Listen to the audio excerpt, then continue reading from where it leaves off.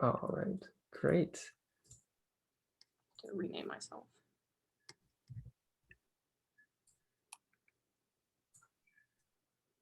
Think. All right, looks like we got some people joining us. That's exciting. All right, is that Dan? Is that we can? Yes. Did you get him already or no? I haven't. I can get Caroline Morin and Laura Mills. Sylvia Shea is also us, as is Jason Lynn. Yay, we got people, got the rest of the panelists. Okay, wonderful. How do I rename myself? Did we make it? It looks like it. All right. Wonderful. I'm making you all co-hosts. So then if you like. Jason Lynn is raising his hand. If you could promote him to panelist too. Did. Let me look. I got Jason. There you go. Oh, Okay. They keep moving. All right. Wonderful. Dan, are you outside?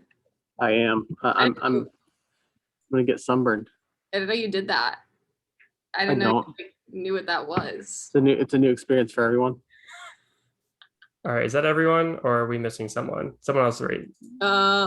Laura Mills. We'll see. I thought I already promoted her. Here she is. Hi, Laura. Hey, Laura. All right. Good stuff. So far we got one attendee, so that's exciting. So we'll give it a few more minutes just to see everyone coming in. We got about a little over 30 people that have registered for this, so that's exciting. And just to introduce myself, my name is Logan Reed. I'm an assistant dean of admission for the undergraduate admission office. So I'm super excited that you all, speaking to the panelists, that you all are able to come and join us and be on this panel and talk to the prospective admitted students about all the different opportunities and stuff that William Mary students have. So I think that's really great, and it's a great opportunity for y'all and for the prospective students. And to the one admitted student that's here right now, Amar, thank you for joining us. And we look forward to hearing your questions as well as other students' questions in this area. So yeah, and just to let everyone know, this will be recorded and for future, for admitted students who might have missed this event, they can get this information. So just to let you all know. But yeah, so I will. Yeah, so I'll just probably turn off my video and Miranda's not a panelist. Okay, we can. Sorry, that was an accident.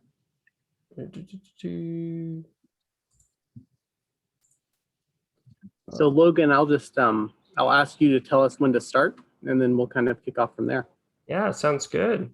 And Olivia, Jason, I appreciate your roommate. Olivia, you're going to drive the slides, right? Yes. Yes. I hope that they're not like doing lawn maintenance in the background. Earlier today, I was on a Zoom meeting and someone was like very loudly cutting the grass outside of my window. So we'll see. All right. Oh, we have more attendees coming in. Hi, guys.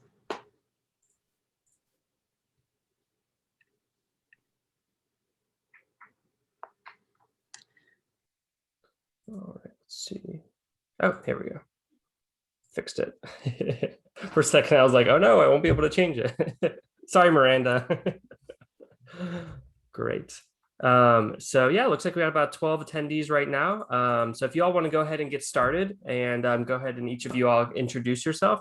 I'll turn off my video, mute myself, and if there's any admissions related questions, I'd be happy to answer them. But you all got the reins, you can go for it. Cool. So I'll go ahead and introduce myself in the group, and I guess it probably make the most sense for each of you to introduce yourselves as you go to present, so that we're not just doing one giant round table here. So hello, congratulations on being admitted to William & Mary. I am Professor Dan Runfola, otherwise known as Dan, and I have the honor of kind of sponsoring the GeoLab, which is a undergraduate research lab at William & Mary. The lab itself is really managed almost top to bottom by undergraduates. So you get the opportunity to participate in real world research realistically from day one. I mean, I think we have like 15 freshmen in the lab right now.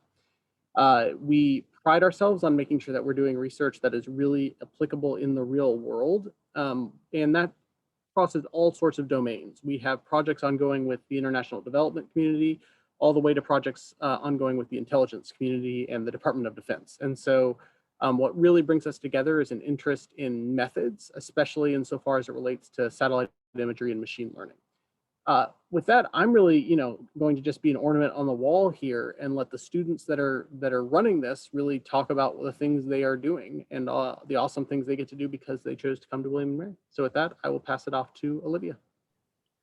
Thank you, Dan. Yeah, we're super excited to share with you guys today all about the GeoLab and why it's been important to our student experience and just other interesting things about us and our student experience at William & Mary and why we love this school and the GeoLab. So who are we at the GeoLab? We are a student-run geospatial data science lab, which is a lot, but we can unpack that.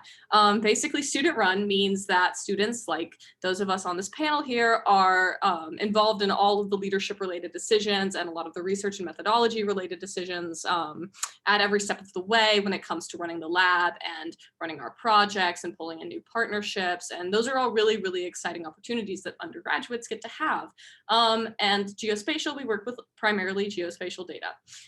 So we do lots of research for the international development, security, and intelligence communities, and we work with lots of partners like US government agencies, the World Bank, UN agencies, CSUN at Columbia University, the Gates Foundation, the Cloudera Foundation, and so many more. So there are lots of super high profile partners and great opportunities for exposure with a wide range of different projects and people. So with that, we have 4 teams in the GeoLab. We have a person here from each team who's going to introduce themselves and introduce a little bit more about the GeoLab and their work within the GeoLab. So Laura Mills from GeoData, take it away. All right. Hi, everyone. My name is Laura Mills, and I'm a junior from Northern New Jersey. At William & Mary, I study history and data science, and a little about my life outside GeoLab. I'm a tour guide on campus with the Spotswood Society, so we give tours of William & Mary's historic campus and the Wren Building, which is the oldest academic building in the country. I also maintain the social media channels for the Mason School of Business here, and I'm on the Club Squash team. And then specifically in GeoLab, I am the incoming lead for the geoanalytics team, which I will talk more about here. So my undergraduate research experience at William & Mary really started about 3 semesters ago when I joined GeoLab. I've always been a part of the GeoData team, which is one of 4, as Olivia said. And I'm specifically on geoanalytics, which is one of 3 sub-teams within GeoData. So I think geoanalytics is unique in terms of undergraduate research for 2 predominant reasons. The first, all of our projects involve collaboration with an external partner. All of our work involves transforming raw data into quality deliverables, actionable insights for those partners. And then second, probably my favorite, is the fact that all the skills that you learn in your data science coursework, computer science, GIS classes are very transferable to geoanalytics projects. So I've never really not used coding and database knowledge that I've learned in my GIS data science classes. I haven't not used that towards an analytics project. So, and I joined GeoLab specifically to use the coding insight that I learned from an introduction to computer science class, because I wanted a way to improve on my coding, but in a less academic, more deliverable-based, applications-based context. So that's really what geoanalytics has meant to me. And I can talk more about some of our projects because I think those are very exciting. We have a collaboration with Neuro International, which is an NGO that is based in Africa, and it's centered around alleviating poverty and specifically doing that in farming communities. So that was my first project, and Sorry. it's okay. It stressed me out to work the PowerPoint. There we go. So that was my first project within GeoLab, and that is heavy on Google Earth Engine, satellite imagery analysis, quantifying vegetation health, and really trying to communicate to Neuro International what is happening within the farmlands that they intervene in. And then also this whole year I've worked with Dan, but also the Department of Homeland Security's Center for Accelerating Operational Efficiency, which is housed at Arizona State University. The specific project aims to predict cross-border migration with deep learning. So that's been a lot of microcensus data extraction, but also satellite imagery analysis towards machine learning models that predict this cross-border migration. And that has been a really exciting project for me. So you can go to the next slide, Olivia.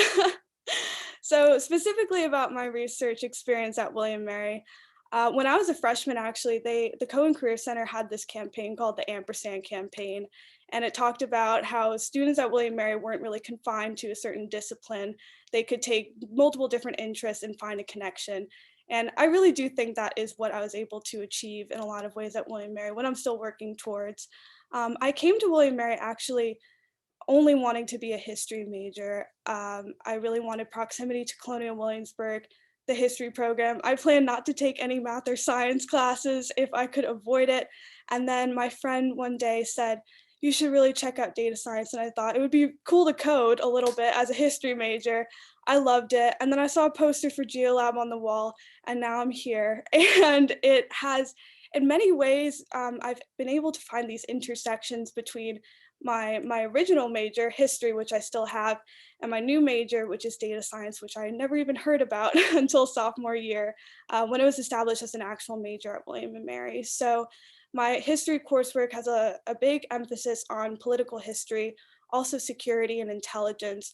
So in doing that, my honors thesis will also be on that in the history department. It's going to be on the FBI in the 1960s, but I've been able to supplement a lot of that qualitative work with quantitative analytics through my work with the DHS and GeoLab as a whole. There's been a security tie through my data analysis work. So I found a lot of ways at William Mary, whether it's through funded research at the Charles Center, classes with the Center for Geospatial Analysis, to unite those two interests that don't really have an inherent tie, but I've found ways to keep my old interests, find new interests, and have, a very applications-based way to tie those together. So with that, I will pass it on to Caroline, and she can talk about her work.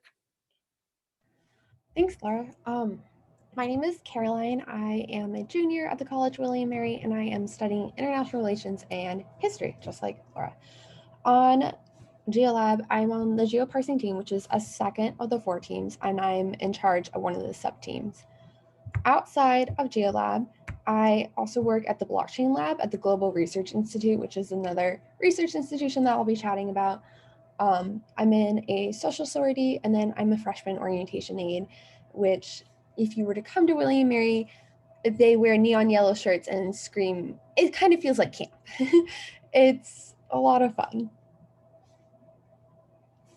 On the BRIGHT team, we specifically look at China's Belt and Road Initiative, and geoparsing is very unique from the other teams where we're using data science and we're using geospatial analysis.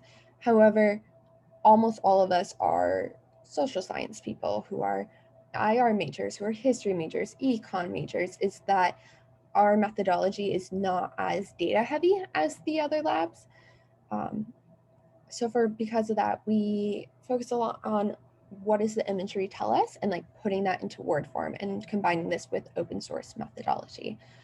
Our main project on BRIGHT is we worked with the National Geospatial Intelligence Agency. They actually give us our satellite imagery that we use, which is really cool. So we have access to a significant portion of US intelligence community satellite images. If, for instance, we've been doing a project on the Amazon rainforest for the past year, which is not a very well documented place because it's the Amazon. So we were able to retask some of the satellites to look at specific coordinates, which was a really cool opportunity. Last summer, we published our first reports, which got featured on Caroline, which is the NGA's platform, and Intel, it was on the front page of intel.gov for over a month. And for those of you who are unaware of it, intel.gov is essentially the home to all information about the US intelligence community. And it was a really cool opportunity to see our research have such a large position and being the US intelligence community is affirming that the research we're doing matters and is influential and is something that they want their various stakeholders to read. We were also the first undergraduate team to have this opportunity.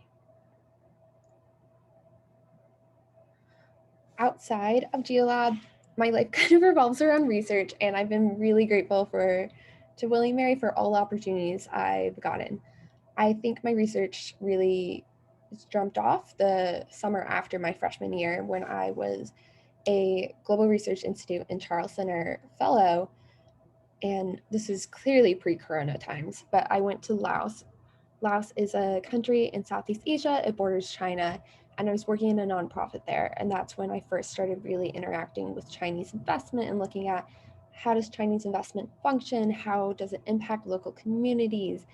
How do communities respond? And kind of really looking at like the different government interactions that happen with Chinese development finance, which is what I also study at the GeoLab. And that was just so influential to me. That's why I joined GeoLab, was after this fellowship experience. I took a class on it and I met someone who worked at GeoLab, and I was just talking about Chinese development financing, how curious I was. And he was like, Caroline, I run a research lab about this. You should join. So I did. But because GeoLab, I still want to talk about Chinese development financing more. I'm writing an honors thesis as well in the International Relations Department, talking about it in Laos. And as I've been developing my thesis, I'm really reflecting how my methodology has developed because my GeoLab experience. I'm using satellite imagery and using GIS techniques that I never thought was possible a year ago today. Also at the Global Research Institute, I do research at the Blockchain Lab. Blockchain is a really new and emerging technology.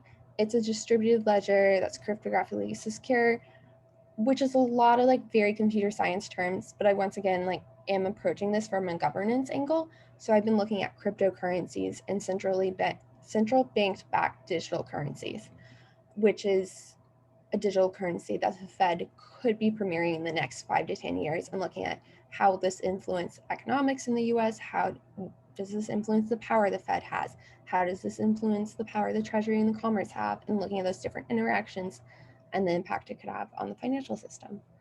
So I've been very, very grateful for all the various research opportunities I got in at William & Mary. And I feel like it's really taught me that there are so many ways you can do research that you don't need to be a science major. There are a lot of opportunities. With that, I'm going to pass it off to Jason. All right, thanks, Caroline. So I'm Jason Lin. I'm the incoming GeoDev team lead. I'm also currently the undergraduate project lead for a project called Roadrunner. I'll explain more about that. It's super cool. I'm currently a junior. I'm double majoring in computer science and data science. And outside of all this, I also work for William & Mary IT. So I'm the one who you call when you forget your password and you need to get it reset. So I also do Club Kendo and like to rock climb my free time. All right, so I'll talk a little bit more about GeoDev. Like you'll hear about these team names a lot, and you might not know what they mean already. Like we know what they mean, but I'll explain to you what GeoDev, my team, is. On this team, there's kind of like two roles, right? So there's a consultant and a researcher role. So I've mainly been in the researcher role, but I've also done like this consulting work. So consultants will help and support the other teams in the lab that you'll hear about, and they'll help them with the various technical needs they need. So on the top left, you can see a picture of the scope site, and one of our consultants helped like build out that website for that project. And we're just the software engineers in the lab providing these technical skills. Specific researchers, one of the projects, again, like the Roadrunner project, is something that is specific to GeoDev, and this is like the more machine learning focused projects like convolutional neural networks. I think that spreads like more of the rest of the lab now, but this is kind of where it started. You can move into the next slide and I'll talk about Roadrunner. And so this is my favorite project. I've been on this for 2 years now. It started really small, now it's gotten super big, super proud of where it's gone. This is kind of a 3-phase project, right? So it involves an Android app, convolutional neural networks, and data poisoning. And in our lab, we do specialize at applying these convolutional neural networks, which is machine learning for image analysis and recognition, to satellite imagery, which is really different from what other researchers are doing.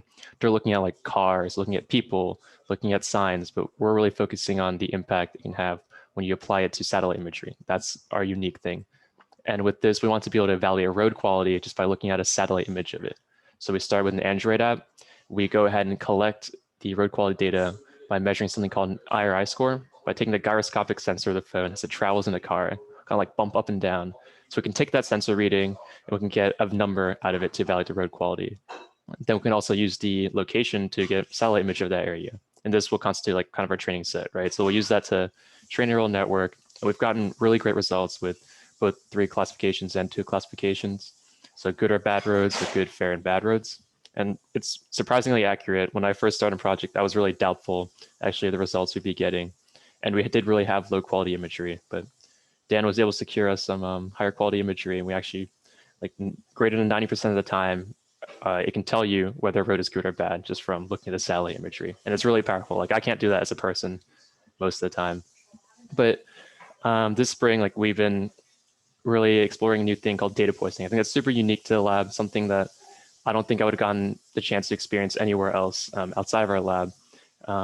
This is kind of like the realm of cybersecurity, right? Where you're able to feed in fake images to a model and try to get to predict maybe not what it's intended. And this does have huge implications in the world of security. And that's not something that I thought I'd be able to experience in this lab. So this kind of showcases the diverse experiences you'll get working within our lab. So in this, like I got to touch like an Android application. I was able to build a pipeline using databases. I was able to get an experience building a convolutional neural network. I was able to get experience in the cybersecurity area, just a full range of skills, a full range of experiences in this lab. I'm really grateful for that. But anyways, like I'll talk a little bit more about how I joined.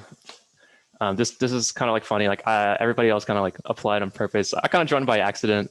I didn't really know that GeoLab existed my freshman year. So I did the Cypher 5 hackathon. So Cypher 6 is happening this weekend, actually. And this is a huge hackathon that William Mary's ACM puts on for all of you pure science majors.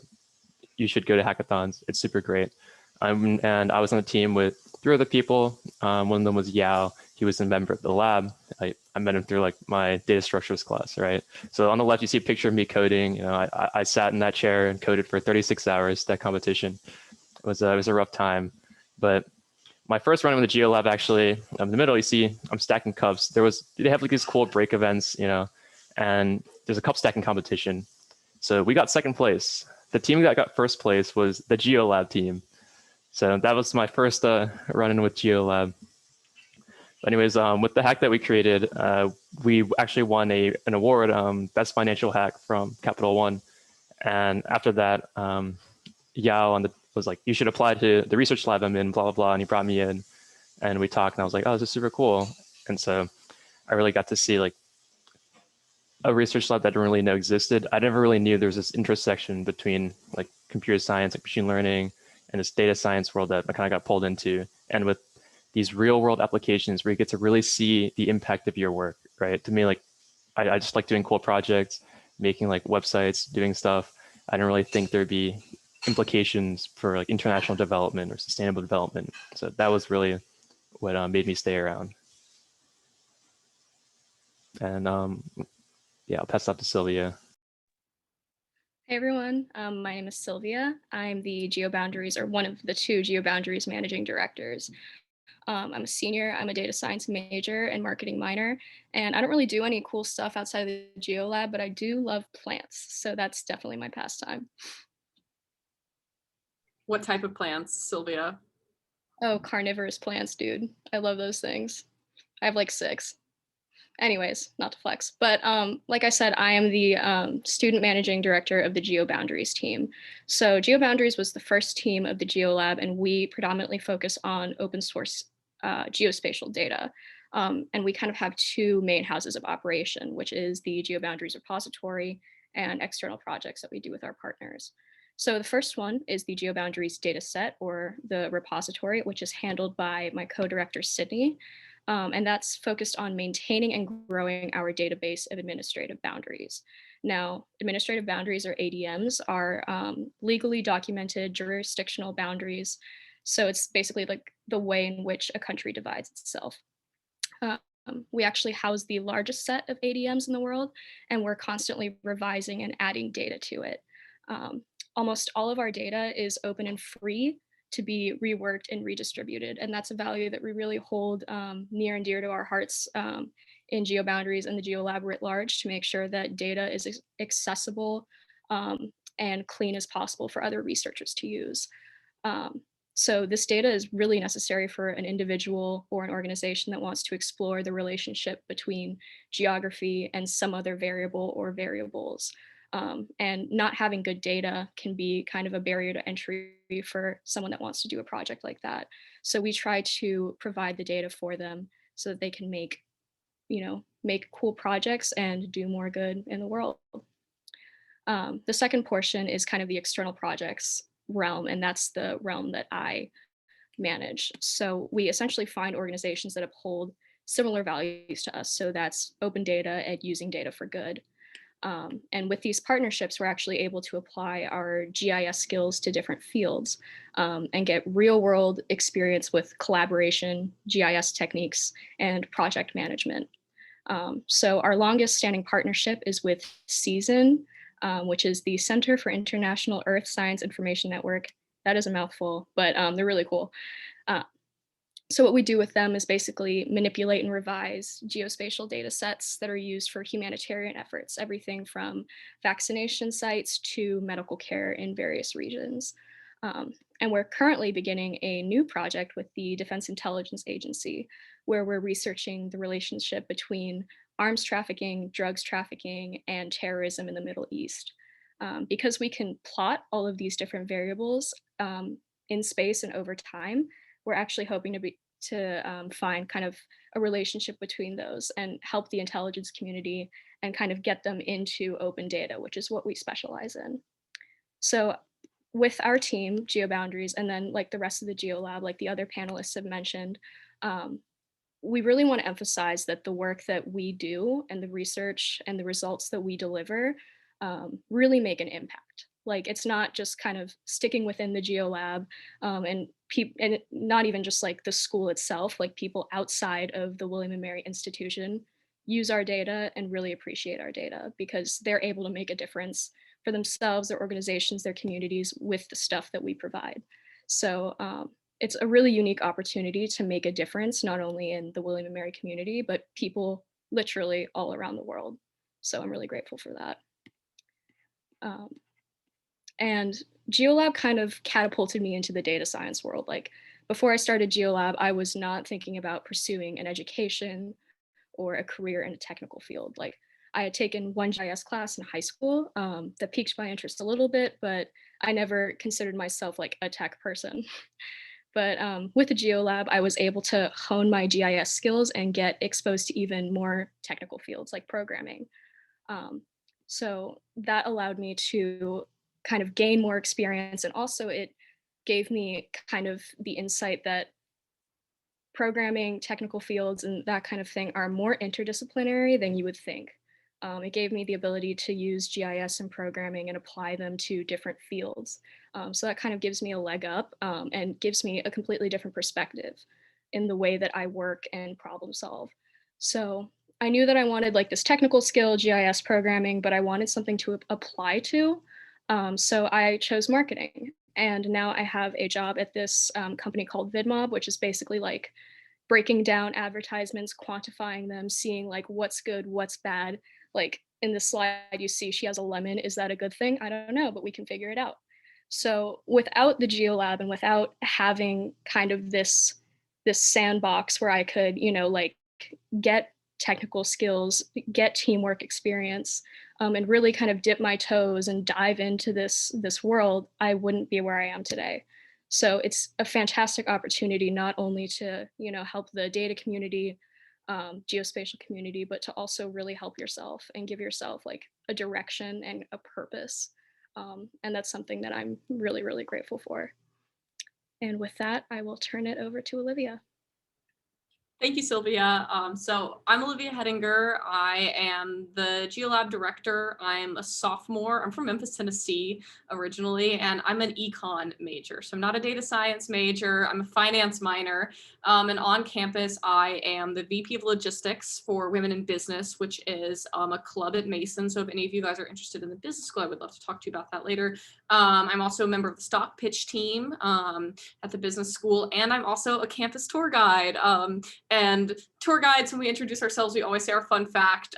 So my fun fact is that my left pupil is bigger than my right pupil. and it's most visible in middle lighting. So that's my fun fact. And unfortunately, I don't have any other pretty photos of what I do unless you want photos of spreadsheets. So I'll just kind of talk you through kind of what I have the amazing opportunity to do as an undergraduate student as the GeoLab director. I sit primarily in administrative, managerial, and strategic capacities. So as far as the administrative capacity, I keep spreadsheets full of payroll information. So how much money do I owe you? What index are we going to pay you from? And why do we owe you money? And what's your student ID number? And have you been recording your hours? What have you been doing? This, like, are you taking the course for credit? What's your email? Like, all of those things. Are you abroad? Like, that's a lot of administrative work that we're helping keep track of. As far as managerial work, which I think is probably one of my favorite parts of my job. I love being a manager, and I'm so grateful that I have the opportunity to do this.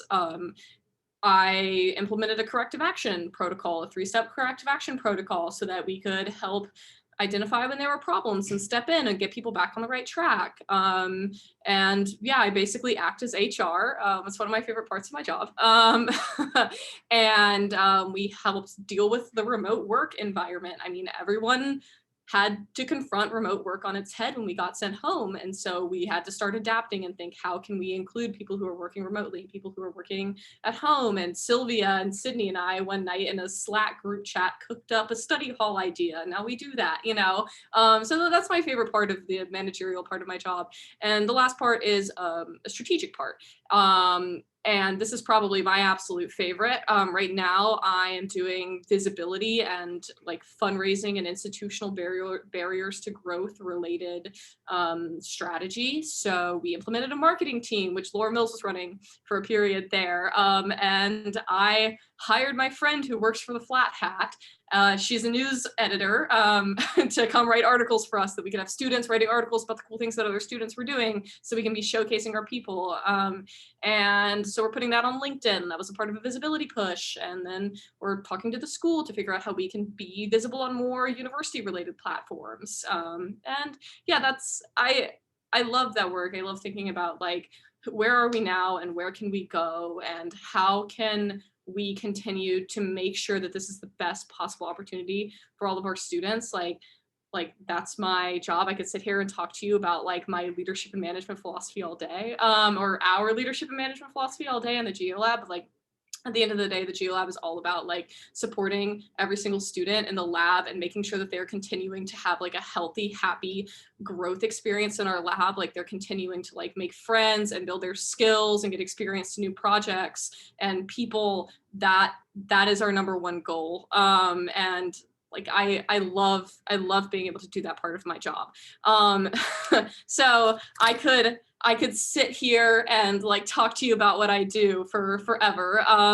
But basically at the end of the day, like the GeoLab has given me like some pretty weird, crazy people, which I love. Crazy in like the coolest ways. Like Caroline loves talking about China, you know, and like I love that. And Caroline and I just had dinner before this, and we talked about Caroline liking to talk about China.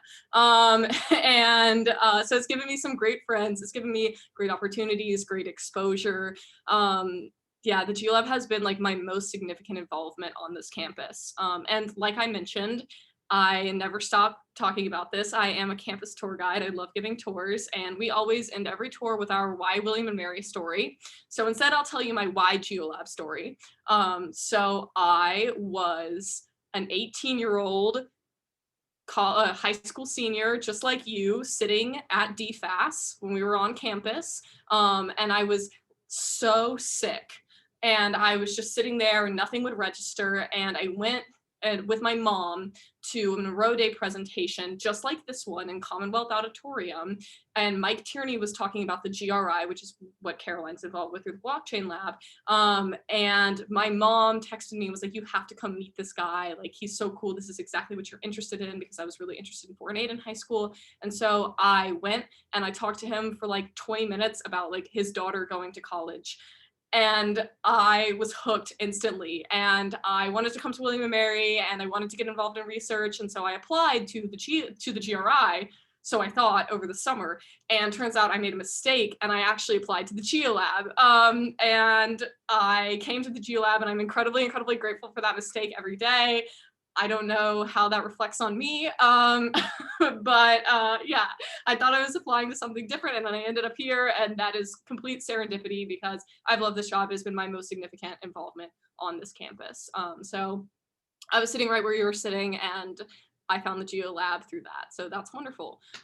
So with that, we are going to open it up to questions. You can ask anything you want about our research, about the GeoLab, about our student experience.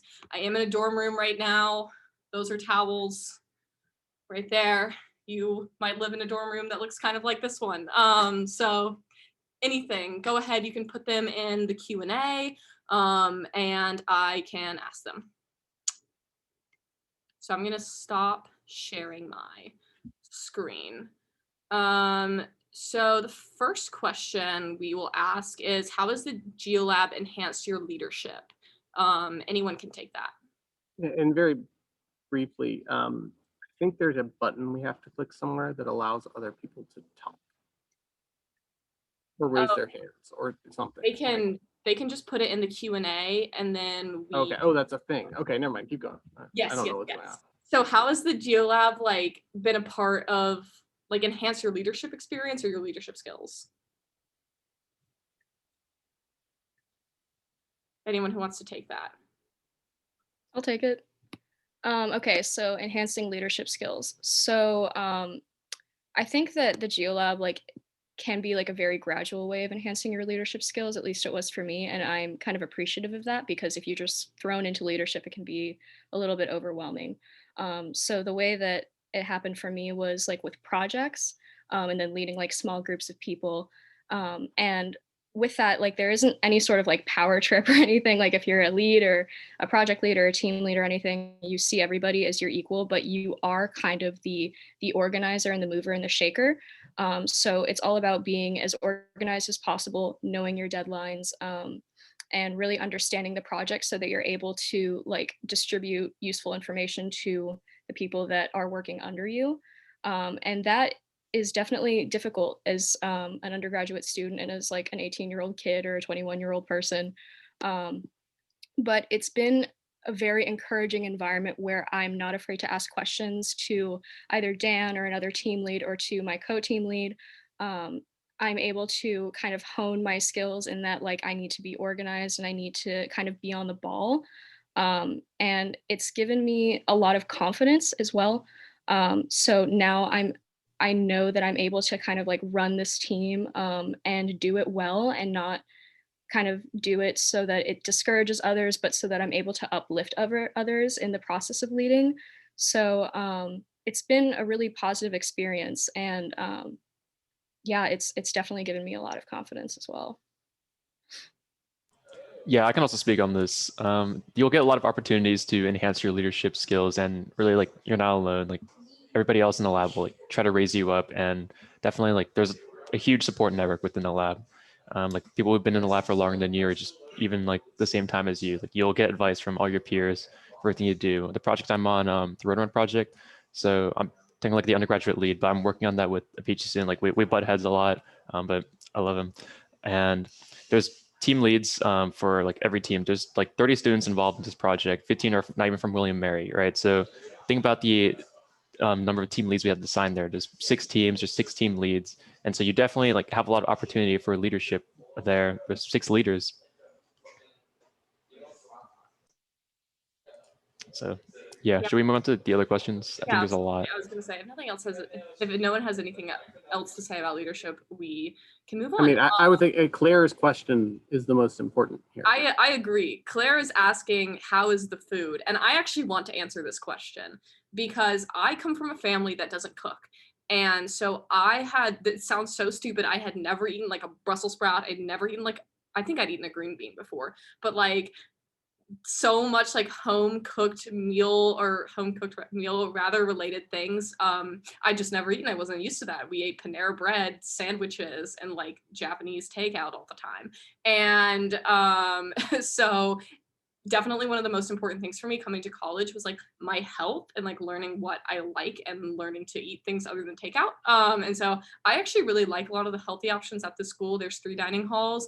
There's Commons or CAF and Sadler, which is like basically the heart of campus. And those are meal swipe dining halls. So you just use a meal swipe. It's all you can eat. They have vegan options, vegetarian. They have a sandwich bar. They have like breakfast area with bagels and whatnot. They have always like simple servings, which is free of all 7 major food allergens, and just like a regular home cooked meal bar, and then a grill with like a burger, chicken, fries. And my favorite thing to eat is the mosaic bowl from CAF, which is like a Buddha grain bowl thing. It has like quinoa and rice and Brussels sprouts in it. And the sunflower sauce is really, really good. And then I go to the grill and get chicken and put it on there. And that's like, in my opinion, that's the best food on campus. And then the last dining hall is Marketplace, and you get like a certain number of items with a swipe. So you just go in and get what you want. So yeah, basically it's college food. Like, it's not gourmet. We also have dining dollars, so you can go to Chick-fil-A, Domino's, Starbucks, anything like that with your dining dollars, and any of the like the coffee shops on campus. One of my friends is a barista there. Like, they'll make you really good coffee. And like, it's not, you know, fine dining, but I still live on campus and I still eat dining hall food for every single meal. I like it. So does anyone have anything else to say about food? Yeah, my experience is like the exact opposite of yours, Olivia. So we grew up like my family owned a restaurant like growing up, right? And I would be there a lot up there, but I didn't really know like what eating out was, right? Like I didn't really know what like Arby's was, like Wendy's. Like I've never heard of like Hardee's. Like I had to learn all these things in high school. I was like, oh, what is this place? IHOP, what is this? But I still eat the food here. Like it's not bad. Like people will tell you like it's trash, it's really bad, but it's really like certain things are just not great, right? Certain things are, and that's like usual for every college, right? Some things you just do not touch, but then the other things like it's good food. Like you won't be hungry, you'll be fine. There's enough like good food here. Like, yeah, I Yeah. really The allergies like accommodations are also really good. I think there's the allergy station Sadler and the gluten-free area, and like I go there a lot. Like the food there is actually really good. I don't have like allergies, I don't eat gluten-free, but it's good food.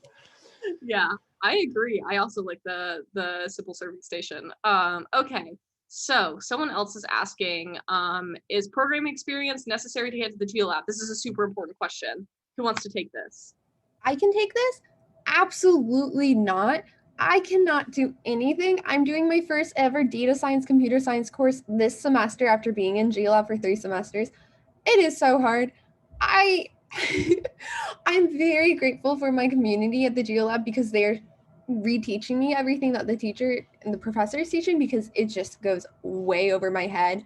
You absolutely do not need to have programming experience.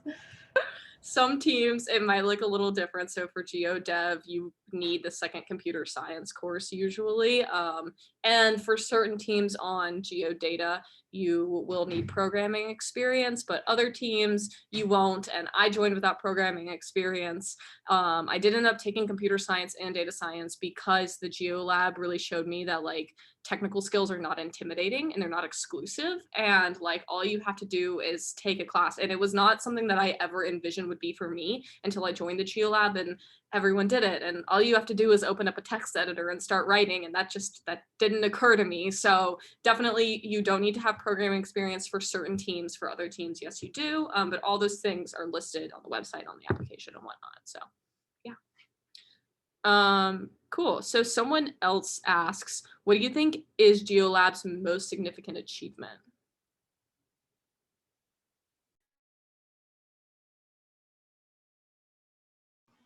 I'm gonna say like, oh sorry, go ahead, Caroline.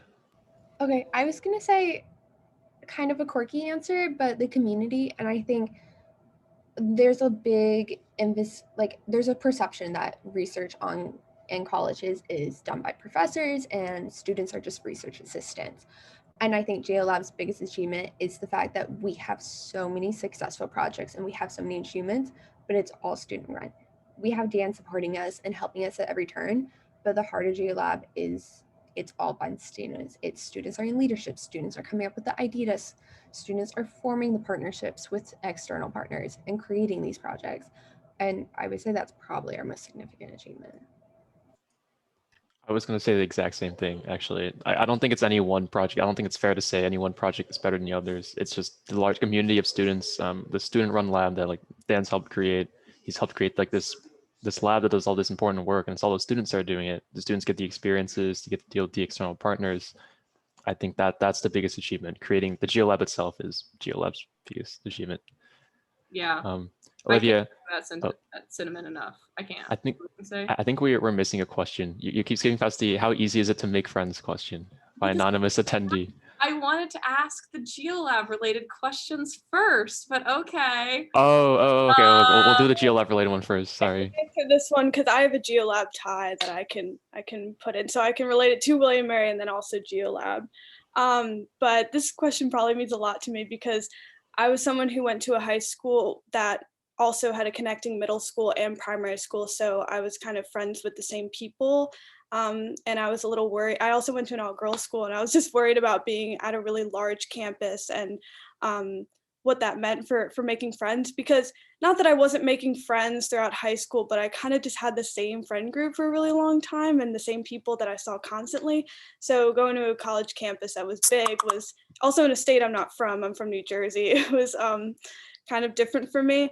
But I will say my freshman hall, I'm still friends with them. We do everything together. They are like my second family. The first break freshman year, I literally did not want to go home because I was like, I'm going to miss them so much. And those are the people I've really stayed friends with. And despite having that really solid friend group that I kind of very much cherished throughout my freshman year, because I thought I would be making friends through class, and you do that, but it's kind of the people you're living with, that, or at least for me. So those are the people I went back to every day who lived right next to me. I could go knock on their door. So the freshman dorm experience was really important. But sophomore year, I kind of was like, we're all trying all these different club sports and, other clubs and activities. And I said, I really would like to expand beyond this baseline friend group that I will always have. And GeoLab was the thing that did that for me. And I joined, and it was kind of hard being in this established lab where a lot of people knew each other at first. So I was a little intimidated, but I was like, I'm just gonna show up in the lab every single day and like get to know the people here and get to know their research and learn about people not on my specific team, but what they're doing and their presence really in the wider community. So GeoLab was the way for me to make friends, because I tried, I do my job at Mason, which is great, but I'm kind of the only intern in that office. So that wasn't the place for me. I tried kind of a little, other clubs and activities, but GeoLab was really the place where I found my other friend group, I would say. So you're going to have a lot of different friend groups all over campus. I think for me, I have my freshman dorm friend group, which I will always have, but I also have that GeoLab network that's like people I work with, but also a lot of my closest friends. So yeah.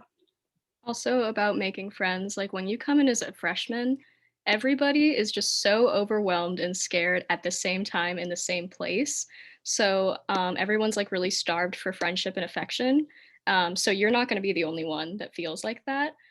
So just like cracking a few jokes, like complaining about something, making the room laugh, whatever, like that will make people kind of warm up to you and open up to you.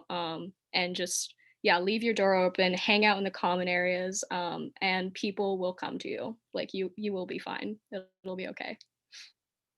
That's incredibly, incredibly true. Like, I think that that's something that we don't talk about a lot, which is something that I feel like is almost on student representatives of college, is that we don't acknowledge that like everyone will go through feeling a little lonely when you first come to college. Like there's a lot of stuff to do and there's a lot of new people to meet, and you'll look around and you think, oh my God, everyone else is making their best friends in the entire world for the rest of their life. And I met these people and I think that they're cool, but I don't know them like that yet, and like everyone is going through that exact experience. Like every single person has that experience, and you are like by far not the only person going through that. So I do like want to acknowledge that, and like it is wonderful. It's super fun. Like first semester freshman year is like some of the most fun I've had at college. Also because I'm a sophomore and that was the only normal semester I've had at college, but regardless, like super fun, but like, yeah, everyone feels a little overwhelmed, but it works out. And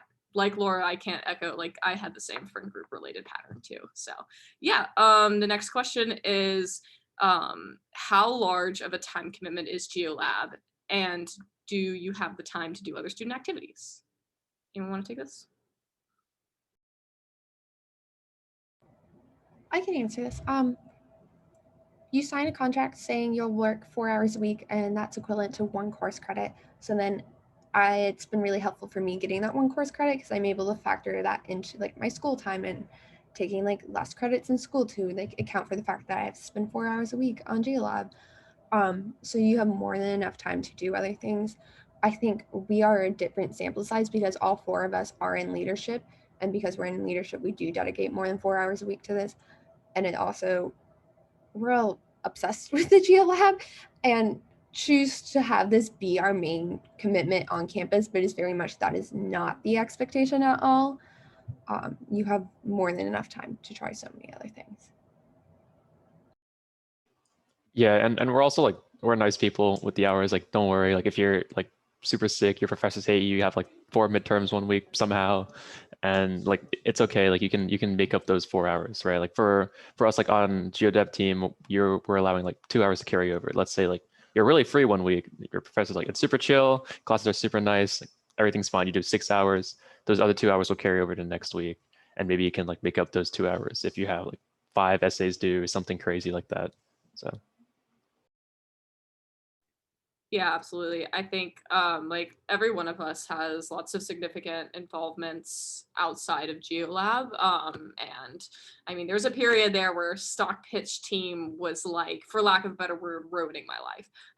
Like it was so much work, but I had time to like give to stock pitch team and to GeoLab and to school. And I've learned so much through all those avenues. So yes, definitely like we all have time to do lots of other things that interest us and are exciting and have social lives, and that's all really fun. So the last question is, someone is asking if you can have a dehumidifier in your dorm, and the answer is I don't know. And we will do what we always do and point you to Logan. I assume you can. As far as handling the humidity, this is the answer. It's a hair product. I have never ordered one of these before in my life, until the humidity was kind of bad earlier in the semester. And I was like, oh, this isn't working for me. And so I ordered my first hair product ever, and it's called Frizz Ease. It works pretty well. So anyway, yeah, that's, I would say you deal with it. Okay, Logan is putting something in the chat. Yeah, so I'm gonna push the buck down to Residence Life. They are the experts, obviously, on residence hall living and what you can and cannot bring. So please feel free to reach out via email or phone call. It's right there in the link. Yeah, absolutely. So I will say briefly, I was born and raised in Atlanta, Georgia. It's not humid here, not at all. okay. Yeah, I have a humidifier. I think it's not humid enough. There we go. Fist bump. Yeah, you can get fans. That's true. AC will vary in freshman dorms. I personally lived in a dorm that didn't have air conditioning freshman year, but I loved that dorm. Couldn't recommend more. Monroe Hall. Loved Monroe Hall. And you just get a lot of fans. I had 3 fans. And yeah, it's fine. I now live in a dorm with air conditioning because all upperclassmen dorms do have air conditioning. So I did watch tutorial videos on YouTube for like 2 hours one night about how to work the entire building thermostat. So it can be done. Yes, you can get AC installed in a non-air conditioned dorm if you have allergies or asthma. And I have allergies and I had the form. I just didn't submit it on time and I did kind of regret that. So if you have allergies, do submit that form. Any other questions? Does anyone have anything else? You can go ahead and put it in the Q&A if you don't, or if you do. If you don't, we love William and Mary. You should come to William and Mary. Yeah, I guess have a wonderful day, everyone. Okay, Thanks, guys. Yeah, when you come to William and Mary, like you will find your home. You will find a place where you belong, just like we've all found the Geo Lab. It'll be wonderful. You can't go wrong. It's going to be okay. Like, it is going to be okay. So have a great day. Yeah, thank you all so much. Thank you, panelists. Thank you, attendees. I hope everyone has a great evening. And again, congratulations on you all being admitted. And we hope to see you all on campus in the fall. Yes. Awesome. See y'all later. Bye.